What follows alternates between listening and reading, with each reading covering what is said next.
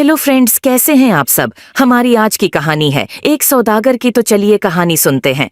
एक जमाने में एक सरसब्ज जंगल में एक छोटा सा गांव आबाद था।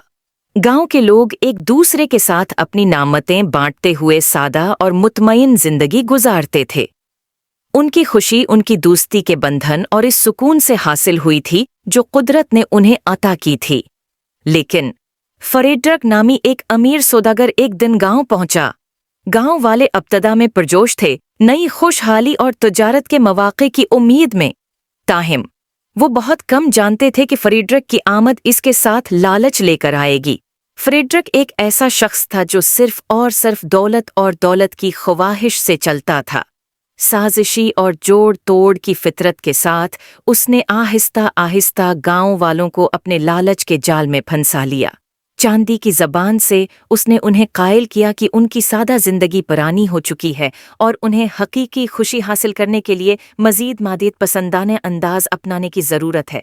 पहले तो गांव वाले हचकचाते थे, अब भी अपनी आजिज़ाना जिंदगी को पसंद करते हैं। इसके बावजूद फ्रेडरिक के मुसलसल कायल और चमकदार वादों ने आहिस्ता आहिस्ता उनके अज़म को कमज़ोर कर दिया। वो शान और शौकत से भरी जिंदगी के प्यासे थे। वक्त गुजरने के साथ साथ गांव में तब्दीली आने लगी।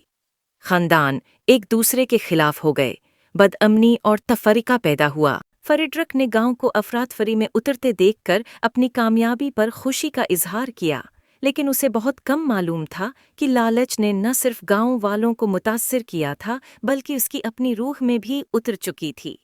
दौलत और इक़्तिदार की लालच ने उसे एक खाली खोल में बदल दिया था जो किसी हकीकी खुशी से खाली था। जैसे जैसे गांव टूटता रहा, वाक़ियात का एक गैर मुतवक्का मोड़ आ गया। ईमा नामी एक मेहरबान और समझदार बूढ़ी औरत जिसने गांव के बिगाड़ को देखा था, लालच को ख़त्म करने के लिए पुरज़्म हो गई। इंसानी फितरत और गांव की जड़ों के बारे में अपनी गहरी तफ़हीम के साथ उसने एक ऐसा मंसूबा तैयार किया जो गांव वालों को उनकी मादी नींद से बीदार कर देगा। एमा ने गांव के बच्चों, सबसे पाकीज़ा और मासूम रूहों को जमा किया और गांव के माजी की कहानियां सुनाएं। उसने कहानियां सुनाएं कि जब वो एक दूसरे के साथ इश्तराक करते थे और अपने पड़ोसियों की देखभाल करते थे तो खुशी कैसे फैलती थी। एमा की हौसला अफजाई करते हुए उन्होंने ग्रुप बनाए और अच्छे काम करने लगे। उन्होंने अपना खाना, लिबास और खिलौने बांटकर सखावत और हमदर्दी के जज्बे को जिंदा किया। बात पूरे गांव में फैल गई, यहाँ तक कि सबसे ज्यादा खुदगर्ज इफराद की तोजा भी अपनी तरफ मबजूल कर ली। जो मेहरबानी के काम होते चले गए, लालच से बनी दीवारें टूट गईं।